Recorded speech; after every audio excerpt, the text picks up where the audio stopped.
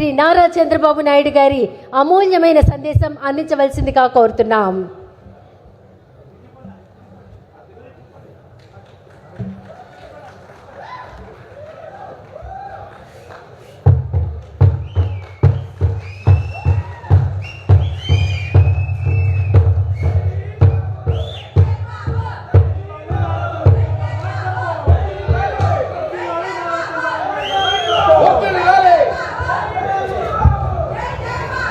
అవసరం ఆ పేర్లు అవసరం.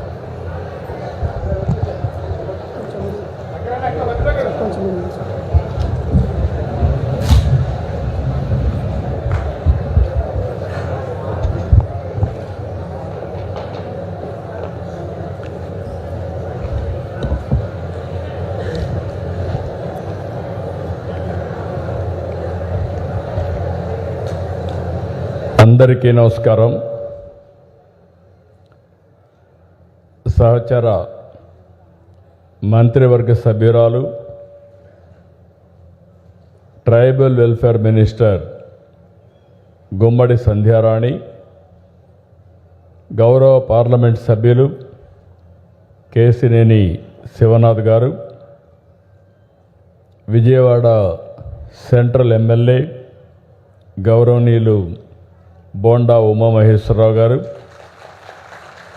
పాలకొండ ఎమ్మెల్యే గౌరవనీయులు జయకృష్ణ గారు, విజయవాడ ఈస్ట్ ఎమ్మెల్యే గద్దె రామ్మోహన్ రావు గారు, జీసీసీ చైర్పర్సన్ కెడారి శ్రావణ్ గారు, ఎస్టీ కమిషన్ మెంబర్ గొర్ల సునీత గారు, గిరిజన నాయకురాళ్ళు అయినటువంటి గిడ్డేశ్వరి గారు, దన్ను దొరగారు, దారా నాయక్ గారు, శ్రీనివాసరెడ్డి గారు, మోజోరి తేజావతి గారు, గంగులయ్య గారు, భూదేవి గారు. ఈరోజు ఇద్దరిని చూసాం. గాయత్రి ఒక ఆదర్శం. ఈ ప్రభుత్వం వచ్చిన తర్వాత ఏం చేయగలిగిందో చాలా స్పష్టంగా చెప్పింది. రాంబాబు ఏజెన్సీ ఏరియా నుంచి కాఫీలో వారి అనుభవాన్ని గురించి వారు చెప్పారు. ఇవన్నీ కూడా జయప్రదం చేసినటువంటి సెక్రటరీ ట్రైబల్ వెల్ఫేర్ నాయక్ గారు, అదే మరిగా ట్రైబల్ వెల్ఫేర్ డిపార్ట్మెంట్ నుంచి చాలామంది అధికారులు పనిచేస్తున్నారు, ఐఏఎస్. వాళ్ళందరికీ ఈరోజు ఈ కార్యక్రమానికి విచ్చేసినటువంటి వివిధ ప్రాంతాలకు సంబంధించిన గిరిజన సోదరమండలందరికీ పేరు పేరున మనస్ఫూర్తిగా అభినందనలు. అందరికీ స్వాగతం, సుస్వాగతం. మొట్టమొదటిసారిగా మీ అందరికీ అంతర్జాతీయ ఆదివాసీ దినోత్సవ శుభాకాంక్షలు. నేను ఎప్పుడూ మీకు చెప్తున్నాను, ప్రకృతిని దేవతగా భావించి, అడవిని అమ్మగా ఆరాధించి, తమ సంస్కృతి సాంప్రదాయాల్ని శతాబ్దాలుగా కాపాడుకుంటూ వస్తున్న ఆదివాసీ సోదరమండలికి మరొక్కసారి అభినందనలు. అవకాశాలు కల్పిస్తే అద్భుతాలు చేయగల సామర్థ్యం ఆదివాసీలకు ఉంది. ఈరోజు మనం ఒక్కసారి ఆలోచిస్తే, ఒక సామాన్య ఆదివాసీ మహిళ ద్రౌపది ముర్ము ఈరోజు మన రాష్ట్రపతి. ఇది మనందరికీ గర్వించదగ్గ విషయం. రాష్ట్రపతిగా గిరిజన మహిళ ద్రౌపది ముర్ము గారు ఉన్న సమయంలో మనం ఎంతో సంబరంగా 80వ స్వాతంత్ర దినోత్సవాన్ని ఈ నెల 15వ తారీఖున జరుపుకుంటున్నాం. ఇది శుభ పరిణామం. దేశానికి ఇది ఒక గర్వ కారణం అని చెప్పి మరొక్కసారి మీ అందరికీ తెలియజేస్తున్నా. ఇంకొక పక్క ఆవిడ జీవితం కూడా ఒక ఆదర్శం. మీరందరూ గుర్తుపెట్టుకోవాలి, కష్టాలుంటే కష్టాలు ఉన్నాయి కాబట్టి ఏమీ చేయలేమనుకుంటారు. ఒక్కసారి ముర్ము గారిని ఆలోచిస్తే, ఒరిస్సాలో ఆదివాసీ కుటుంబంలో ఆమె జన్మించారు. అనేక కష్టాలు అధిగమించి ఉన్నత విద్య చేశారు. ఉపాధ్యాయురాలుగా మొదట ఆవిడ ప్రారంభించారు, జీవితాన్ని ప్రారంభించారు. తర్వాత ఒరిస్సా గవర్నమెంట్లో ఒక మంత్రి అయ్యారు. అక్కడి నుంచి జార్ఖండ్లో గవర్నర్ అయ్యారు. అక్కడి నుంచి 2022లో భారతదేశానికి 15వ రాష్ట్రపతిగా ఎన్నికైన తొలి ఆదివాసీ మహిళ ద్రౌపది ముర్ము గారు. ఇదంతా ఊరికే అయిపోలేదు. ఇప్పుడే ఇక్కడ గాయత్రి గారు చెప్పారు, అదే మరిగా మన మిత్రులు కూడా కొన్ని విషయాలు చెప్పారు. ఇక్కడంతా కూడా మనం గుర్తుపెట్టుకోవాల్సింది, ఈ రోజు నుంచి 15 వరకు, ఆగస్టు 15 వరకు అంతర్జాతీయ ఆదివాసీ దినోత్సవ సందర్భంగా ఒక డిక్లరేషన్ ఇస్తున్నా. ఏదైనా సాధ్యం. అందుకే మీ అందరూ కూడా గుర్తుపెట్టుకోవాల్సింది, సంకల్పం ముఖ్యం అనే నేను ద్రౌపది ముర్ము గారు ఈరోజు రాష్ట్రపతిగా పనిచేస్తున్నారు. ఆవిడ కూడా ఒక సాధారణ మహిళ, గిరిజన కుటుంబంలో పుట్టిన మహిళ, మారుమూల ప్రాంతంలో పుట్టిన మహిళ. ఆవిడ చిన్న స్థలంలోనే లేకుంటే కుటుంబంలో కుటుంబ సభ్యుల్ని పోగొట్టుకుంటే వీరోచితంగా జీవితాన్ని ముందుకు సాగించిన మహిళ.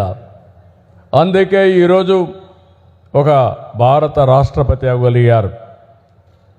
వీరొక్కరే కాదు, మీరంతా ఒకటి గుర్తుపెట్టుకోవాలి, అబ్దుల్ కలాం అనే నేను చరిత్రలో మిగిలిపోయారు. అదే మారుగా బిఆర్ అంబేద్కర్ అని నేను ఒక రాజ్యాంగాన్ని రాసి మనకు అప్పచెప్పి వెళ్ళారు. ఇంకొక పక్క ఈరోజు మనం చూస్తే ఎన్టీఆర్ని ఒకసారి గుర్తుపెట్టుకుంటే ఆయన అంతే, పేదవాళ్ళ గుండెల్లో, గిరిజనుల్లో, ఆదివాసుల్లో శాశ్వతంగా ఉండే ఏకైక వ్యక్తి నందమూరి తారక రామారావు గారు. ఇంకో పక్క ఈరోజు ప్రధానిగా నరేంద్ర మోడీ అనే నేను దేశ ప్రతిష్టని ప్రపంచమంతా చాటి చెప్పగలిగారంటే ఈ విషయాలన్నీ మీరు గుర్తుపెట్టుకోవాలి. అందరూ సాధారణ కుటుంబాలను పుట్టారు, చిన్న కుటుంబాలను పుట్టారు. పుట్టినప్పుడు బరువు కూడా యూనిఫామ్గానే ఉంటుంది. ఒకరు ఎక్కువ బరువు, ఒకరు తక్కువ బరువు పుట్టరు. ఓసారి కొన్ని వ్యత్యాసాలు ఉన్నా మళ్ళీ కరెక్ట్ చేసుకుంటాం. అయితే ఈ సందర్భంగా మీరు గుర్తుపెట్టుకోవాల్సింది, నేను ఏంటి, ఎలా ఎదగాలి, ఈ సమాజానికి దేశానికి నేను ఏమి ఇవ్వాలి అనే లక్ష్యంతో మనం పనిచేయాల్సిన అవసరం ఉంది. మనమంతరం దేశ అభివృద్ధిలో భాగస్వాములు కావాలి. ఈ విషయం మీ అందరినీ కోరుతున్నాను. ఎందుకు ఈ విషయం చెప్తున్నానంటే, నేను నా దేశం అన్నింటికంటే ముఖ్యంగా ఉండాలి. మీరు బాగుండాలి, మీ కుటుంబం బాగుండాలి, మీ గ్రామం బాగుండాలి, ఈ దేశం బాగుండాలనే పనితో మనం పనిచేయగలిగితే ఇక ఏ సమస్య ఉండదనే విషయం గుర్తుపెట్టుకోవాలి. దేశభక్తి అన్నింటికంటే ముఖ్యం. ఇక్కడే మీరు చూశారు, తెలుగు తల్లితో ప్రారంభించాం, వందే మాతరం పాడుకున్నాం, మళ్ళీ జనగణమనతో మన మీటింగ్ కూడా సమాప్తి చేస్తున్నాం. ఈ స్ఫూర్తిని ఇంటింటికి తీసుకెళ్లాల్సిన అవసరం ఉంది. నీ కోసం నువ్వేం చేసుకుంటున్నావు, నీ కుటుంబం కోసం ఏం చేస్తున్నావు, దేశం కోసం ఏం చేస్తున్నావు అనే ఆలోచన అందరిలో రావాల్సిన అవసరం ఉంది. ఈ స్వాతంత్ర సమర దినోత్సవ సందర్భంగా 7 రోజులుంది.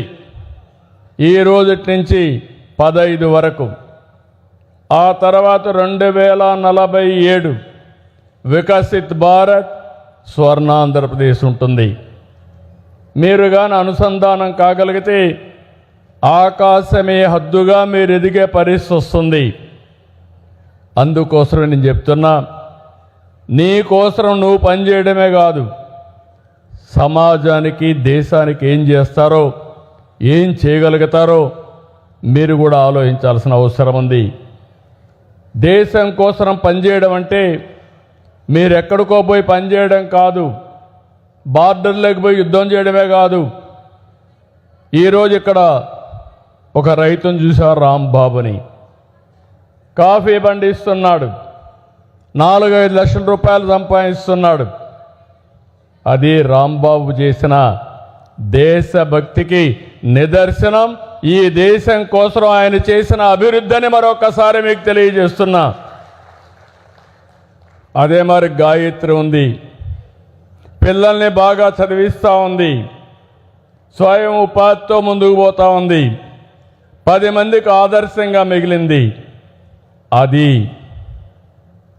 గాయత్రి అనే నేను, ఆవిడ కూడా దేశం కోసం పనిచేస్తూ ఉంది. రేపు రాబోయే రోజుల్లో ఒక విద్యార్థి స్టార్టప్ స్టార్ట్ చేస్తే అది దేశానికి ఉపయోగపడుతుంది. ఇంకొక పక్క వెంకట్రావు అని నేను నీటి సంరక్షణ కోసం పనిచేస్తే అది కూడా దేశాని కోసం పనిచేసినట్టు అవుతుంది. ప్రతి ఒక్క వ్యక్తి మీరు గుర్తుపెట్టుకోవాలి, ఇలా పని ఏదైనా కావచ్చు, దేశం మనకేమి ఇచ్చిందని కాదు, దేశానికి మనమేమి ఇస్తున్నాం అనేది మనందరం ఆలోచించుకొని ముందుకు పోవాల్సిన అవసరం ఉంది. ఒక చర్చ జరగాలి. ప్రతి ఒక్కరిలో, ఒక ఆఫీసర్లో, ఒక వ్యాపారస్తుల్లో, ఒక రైతు, ఒక కూలీ, ఒక ఆదివాసీ, ప్రతి ఒక్కరు కూడా ఆలోచించి మీరు కానీ సరైన విధంగా మీరు చేసుకోగలిగితే, ఒక విద్యార్థి బాగా చదివి ఒక స్టార్టప్ కంపెనీ పెట్టగలిగితే అదే దేశానికి నిజమైన అభివృద్ధి అని మరొక్కసారి మీకు తెలియజేస్తున్నా. గిరిజన ప్రాంతంలో ఉండే పిల్లలు బాగా చదువుకుని ఐఐటి పోగలిగితే మీరు దేశ అభివృద్ధి కోసం పాటుపడినట్టు అని చెప్పి కూడా నేను మీకు తెలియజేస్తున్నా. మంచి ఆలోచనతో, సంకల్పంతో ప్రతి ఒక్క వ్యక్తి ఒక శక్తిగా మారతారు. ఇంకొక పక్క రాష్ట్రానికి, దేశానికి విజన్ ఉన్నట్టే ప్రతి ఒక్క వ్యక్తికి ఒక విజన్ ఉండాలి. మీరు ఈ విషయం కూడా ఆలోచించుకోవాలి. నరేంద్ర మోడీ గారు వికసిత్ భారత్ 2047 తయారు చేశారు. అదే సందర్భంలో ఈ రాష్ట్ర ముఖ్యమంత్రిగా చంద్రబాబు అనే నేను స్వర్ణాంధ్రప్రదేశ్ తయారు చేశాను.